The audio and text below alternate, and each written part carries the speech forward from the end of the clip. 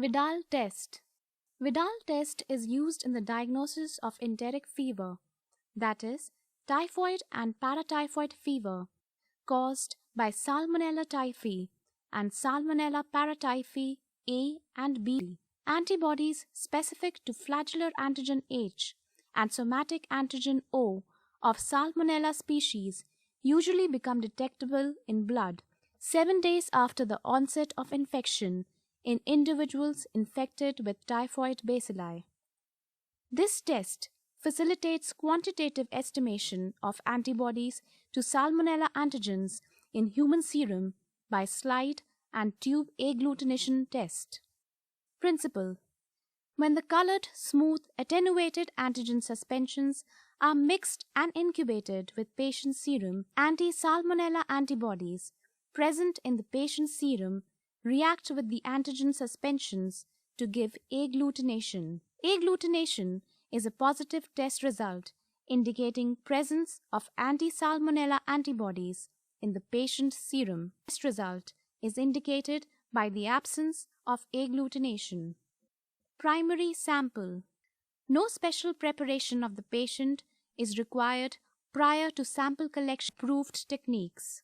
Collect 2 milliliters of venous blood in a plain red-topped vacutainer. Do not use hemolyzed and turbid samples. Though freshly collected serum is preferable, samples can be stored at 2 to 8 degrees centigrade for up to 72 hours in case of delay in testing. Reagents and consumables. Salmonella typhi O antigen suspension. Salmonella typhi H antigen suspension. Salmonella paratyphi AH antigen suspension. Salmonella paratyphi BH antigen suspension. Polyspecific positive control. Glass slide with 6 reaction circles. Applicator sticks. Equipment: incubator, timer, 0.1 milliliters and 1 milliliter serological pipettes and droppers, 36 Widal tubes or Kahn tubes for each sample. Physiological saline. Test tube rack. Test procedure: bring reagents and samples to room temperature before testing.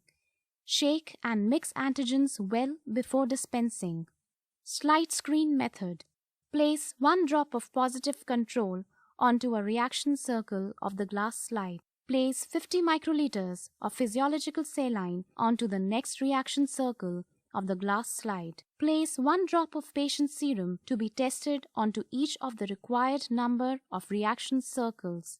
Add 1 drop of O antigen suspension to the reaction circles containing positive control and physiological saline. Add 1 drop each of the antigen suspensions, that is O, H, AH, and BH to the reaction circles containing the patient's serum.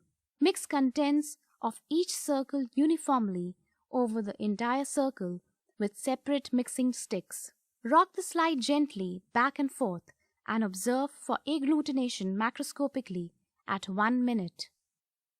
Interpretation of results. Observe for agglutination or formation of clumps in the wells. Compare it with the positive control. Agglutination is a positive test result and indicates presence of the corresponding antibody in the patient's serum. Absence of agglutination is a negative test result and indicates that the corresponding antibody is not present in the patient's serum.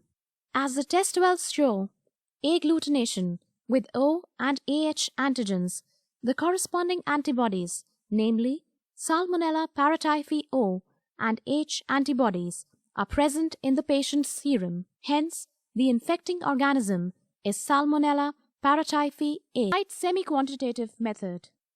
This method is recommended for obtaining quick approximate titers only for the antigens that tested positive in the slide screening test. Using a pipette, place 80 microliters, 40 microliters, 20 microliters, 10 microliter, and 5 microliter of patient serum to be tested on 5 different reaction circles on the glass slide. The corresponding dilutions obtained will be 1 in 20, 1 in 40, 1 in 80, 1 in 160, and 1 in 320 respectively. Add to each reaction circle a drop of the antigen which showed agglutination with the test sample in the screening method. In our demonstration, it will be O and AH antigens. Using separate mixing sticks, mix the contents of uniformly over the reaction circles. Rock the slide gently back and forth.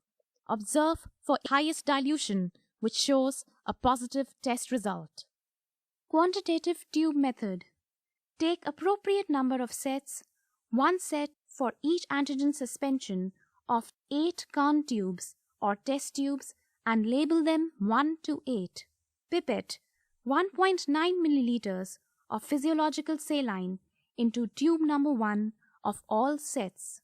To each of the remaining tubes, that is 2 to 8, add 1 milliliters of physiological saline.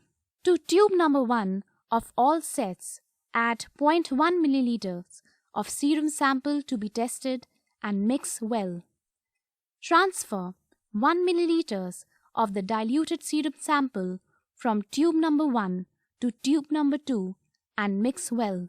Transfer 1 milliliter of the dilute serum sample from tube number 2 to tube number 3 and mix well. Continue the serial dilution till tube number 7 in each set. Discard 1 milliliter of the diluted serum from tube number 7 of each set. Now, the dilutions of the serum sample achieved from tube number 1 to 7 respectively in each set is as follows: 1:10, 1:20, 1:40, 1:80, 1:160, 1:320, 1:640. Tube number 8 in all the sets serves as a saline control. To all the tubes, that is, 1 to 8 of each set, add 1 drop of the respective well-mixed antigen suspensions from the reagent vials and mix well. Cover and incubate overnight at 37 degrees centigrade. After incubation, dislodge the sedimented button gently and observe for agglutination. Interpretation of result. The tube test measures the titer of antibodies present in the patient's serum. Titer is defined as the concentration of an antibody determined by finding the highest dilution of serum at which it is still able to cause agglutination of the antigen. If the highest dilution of serum is 1:X, then the titer of the antibody will be reported as X. In this test sample, the highest dilution at which agglutination is visible is 1:80 for O antigen and 1:160 for AH antigen. No agglutination is observed with H and BH antigens. Hence, the patient suffers from Salmonella typhi infection with anti-O antibody titer of 80 and anti-AH antibody titer of 160.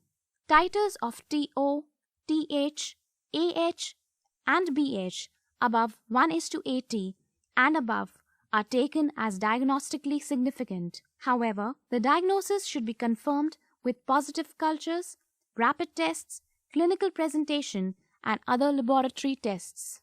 Safety precautions. Handle all samples as potentially infectious. Handle all reagents with care and avoid contact with eye, mouth, and skin. Do not perform mouth pipetting. Discard used reagents and samples as per biomedical waste disposal guidelines followed in your healthcare setting. Sources of variability. Shake the antigenic suspensions well before use and ensure the suspension is homogeneous. Rapid rise in titer of all 3 H agglutinins occurring simultaneously against all 3 H antigens is suggestive of recent typhoid and paratyphoid vaccination. Antibiotic treatment prevents a rise in titer.